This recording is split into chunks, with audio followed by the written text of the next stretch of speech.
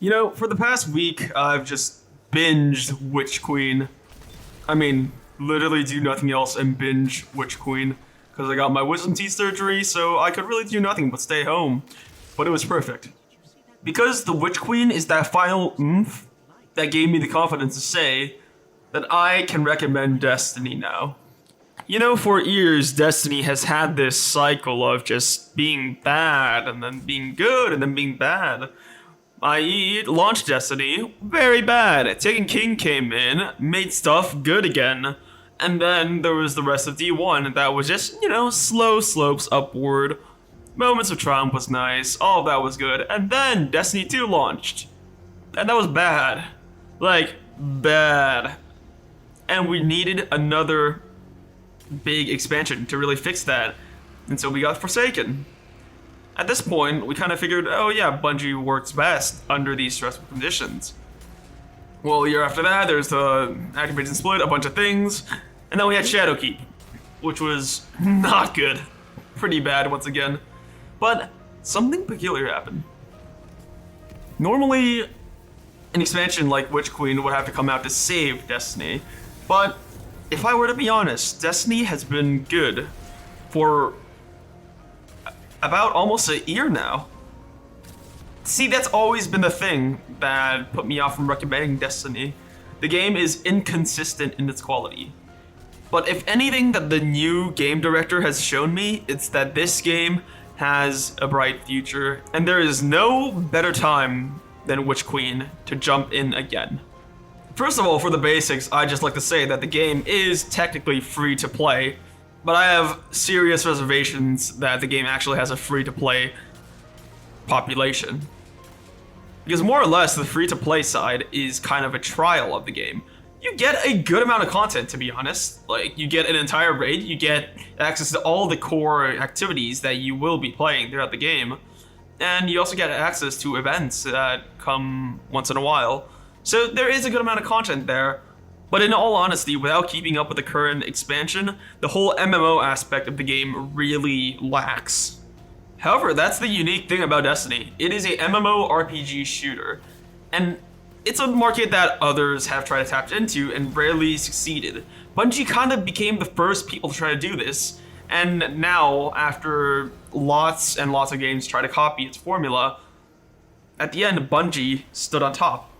And we definitely give a lot of flack for Bungie for doing things like removing content because it takes up too much space. However, what I think people have to realize is, does it suck that there's some content that aren't archived anymore and you can't just go and play? Yes, of course. But a game like Destiny, with its polish, with its amazing world design, and with its mechanics that aren't as simple as many other MMORPGs, there's a lot that goes into a game like Destiny. And for the consistent quality that it has been for so long and is, these are just sacrifices we have to make for the game to be possible. I think with Sony's help, maybe that size can be condensed a little, but still, I think Bungie has been handling this rather well. And the cycling in and out of new content is just something we have to live with as Destiny players. But that doesn't take away from the core experience, especially if you've been following the game. However, I understand if you dislike that FOMO aspect, the game is a major turnoff. At the very core of a lot of MMOs, and Destiny included, is the grind. Now, there's a lot of games with a lot of monotonous grinding, and Destiny is definitely lighter on that aspect compared to your World of Warcrafts, your Final Fantasies, where it's more of RPG light. Because, again, it's combining this genre of a looter shooter and an MMORPG light. And it needs to do that without making the other side feel grindy. With other MMOs, it's okay to click on stuff for hours because it's relatively low intensity input. That grinding you do in RuneScape of just fishing or clicking on things, it's not as high intensity as it would be to place the crosshair on something, shoot, dodge around. All of that takes a lot more input and can easily burn someone out. That's what I just find so sweet about Destiny's grind, is there is a grind, and I think out of any game that I played, it is the most beginner-friendly type grind that I've seen. At the core of it, no one would have stuck through with Destiny if the shooting mechanics weren't good, And if anything was consistent about Destiny before now, it was the shooting. The shooting in Destiny has always been phenomenal. It has been industry top quality in FPS feel. And the core pillars of Destiny have just always been that great gameplay mixed with good loot. And as the season have gone on in this past year, we've seen phenomenal improvements to that loot. Bungie has repeatedly experimented ways for the players to be able to get more deterministic loot. Of course, there's always an RNG farm somewhere, but more and more Bungie is trying to cut down on that RNG and make it so players, if they want to invest that time, can invest their time in a more deterministic farm of a specific weapon, which, in my opinion, is really healthy for the game. On top of that, the constant updates in its sandbox and in its build crafting with new armor mods, new seasonal mods, it all led to this game to get to a point where the build crafting is phenomenal. And to be fair, for a while back the build crafting has been phenomenal, but what was missing was encounters that really needed you to create a build. And now that comes to today. The Witch Queen's campaign is not only a masterclass in storytelling, music, art design, but it is also single-handedly the best designed campaign from a gameplay perspective. If you play the legend mode of this, which was some of the best experiences that I've had with Destiny, you will get your money's worth. If you love experimenting with builds, this campaign was phenomenal. And of course, I know as a new player you probably won't have access to a bunch of builds.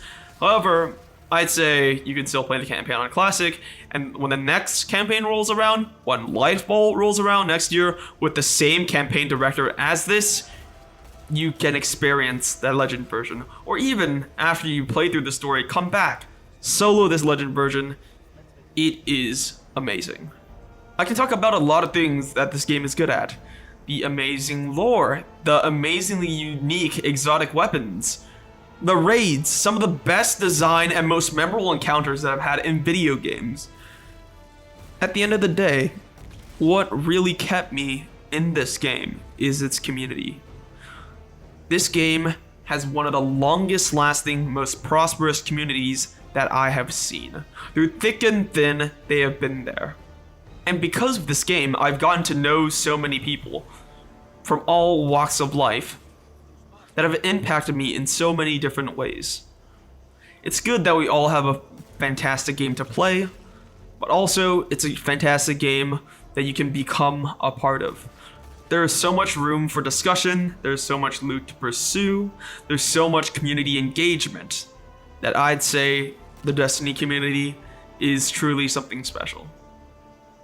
Of course, for a lot of people who aren't in the core player base of Destiny, asking you to cough out $100 per year is a lot of money. I understand.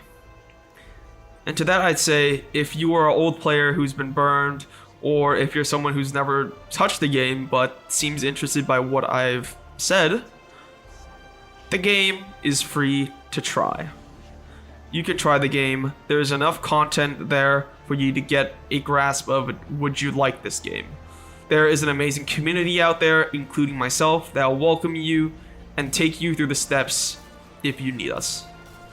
But yeah, I can't believe I'm saying this, but I recommend Destiny 2.